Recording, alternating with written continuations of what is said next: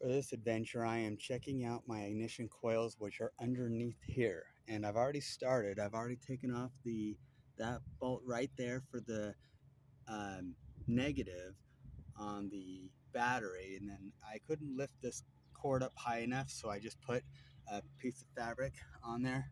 But essentially, that front piece looks just like this negative. You take off that bolt right there, right here, and this ring comes off that piece right there. That's the battery, the actual battery, and then I just put it on top of it like that. Then you take these two rings right here off.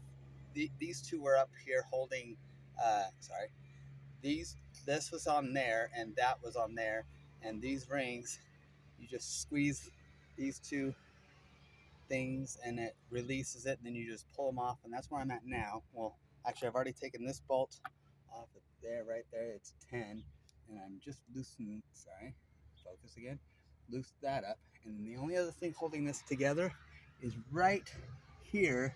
You see right here where my finger is. I don't know if you can see it that well. It's the lighting in here is kind of, there we go. That little piece right there is bolted in right there. It's not bolted, it's just kind of jimmied in there. So I will take this off and show you what it looks like next. All right, part two. First of all, I forgot to tell you what kind of tools I'm using for this. To get those off, I used this tool right here. To get these off here. To get the battery off, I used a 30-second bolt on a smaller ratchet. And this one was all metal. I was a little scared about doing that. And then that other piece, the bolt that I told you that wasn't really a bolt, is this piece right here that sticks off, goes in right there, and it just kind of slides in kind of a angle. And to get the 10 millimeters, I used, of course, a 10 millimeter socket. And these were the two bolts. And then to get these tabs off, this is the coil right here. And to get these off, I am going to be using a Phillips screwdriver head. And the CRV, these things work a lot different than the V6 Acura I had a while ago, both Honda motors. This one, you don't have to tear apart a whole engine block like you did that one. All you have to do is take these two off the very front of the item, take the bolt out here and the bolt out here, and it comes off that as you saw, and it's right next to your oil cap here. And then your battery, I just unhooked the negative. I did not unhook the positive. And for other purposes, this is where your air filter is for the engine. This screw right here, there's four of them, 1, 2, 3, and 4. You just take that and it comes right off, and your air filter is right there. And don't go to any mechanic and have them do it, because it's that simple. 4 screws and it comes right out, and you can replace that yourself. The dipstick is here for the oil. Next thing I'm going to be doing, and sorry I'm not actually recording the actual work of it, but then you just pull this tab up like that. I don't know if you can see it very well. Okay, you need the light. You take the screwdriver, you put it right on the inside of that little tiny gap, and you pull up, and it comes right off. And I will do that, and then you'll take the same 10 millimeter and take that off, and you'll do that for all 4 of them, and you'll just lift it right out, and I will do that process and show you what it looks like when you just straight up lift it out. And yeah. Okay, next part. As you see, I've taken all 4 of these ignition things off. All it is a little tiny tab. You just lift it up just a hair bit, and it comes right off easily. And this bolt, sorry, that bolt come out of there, and all you have to do, I have never done this before, so this will be the first in the video. And you just turn it a little bit here, a little bit there, and it comes right out. And that is what your ignition coil looks like. Some of them when you're shopping for them look like they're silver brass. This one looks like it's just all black, rubberish, I'm gonna guess. And yeah, it looks just slightly off colored from the outsides. And then that right there is where, and if you could see down there, you'd see a bolt down there.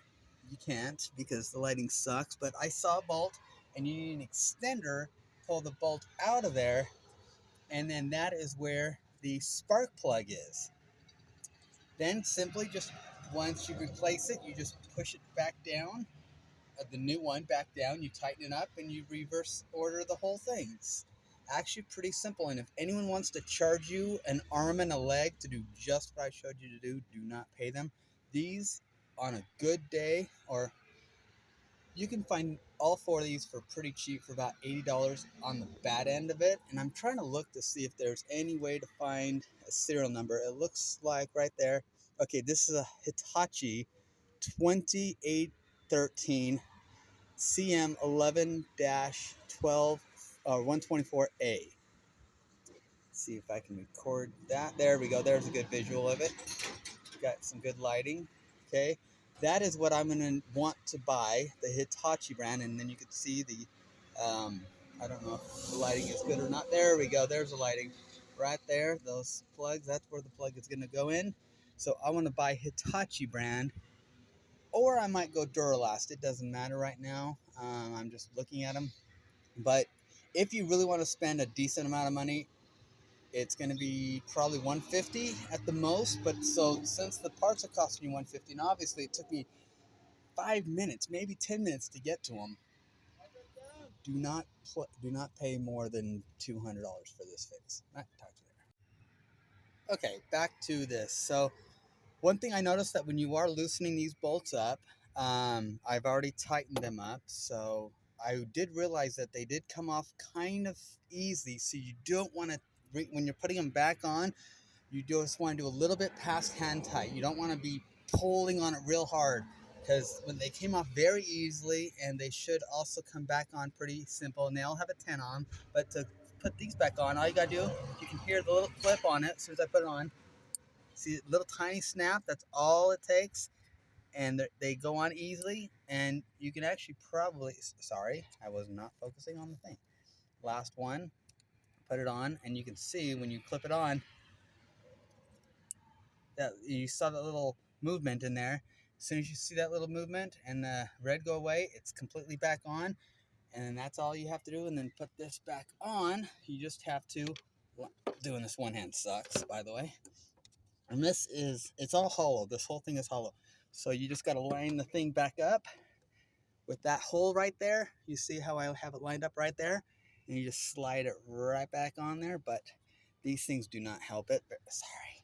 These things do not help it very easy, but just goes right back on there, like so. Okay, that is on there, but these two things are causing minor, it's hard to do this one-handed, sorry.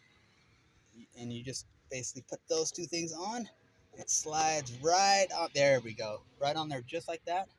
And these two things, there. And there's no socket to fit it in to make it perfect.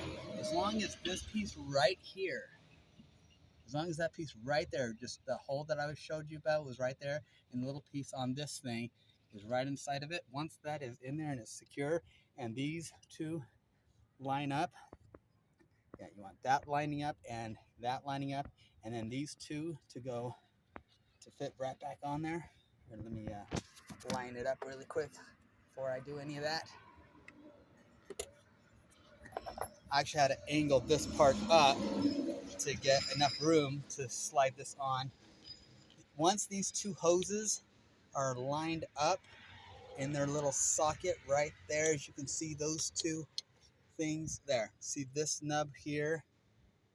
Come on, focus. This nub here and this nub here. As soon as those two are lined up, that will line up and that'll line up real nice. And then all you gotta do is just put these back on, hand tighten, and screw them back on. Yeah, see, I'm not quite on there. I got to fidget with it a little bit just to get it right on there. And then simply, and I'll show you how I did these one-handedly. So you take this. Wow. Okay, I'll do the smaller one, because doing this one-handed is really not easy. So you just take this and you just clasp both sides. Ah, damn it. Yeah. Here, I'm going to grab it first and then I'll show you. Okay. Once you have it on there like that, You just squeeze and you shimmy it up like that. Boom, that's done. That's all you have to do is just as soon as it's up there like that, shimmy it like I showed you. I can't do that other one one-handed. And then you tighten that one up. I do it finger tight first, and then I do, there we go. I got the grip on that one. And it's just a finger tight grip.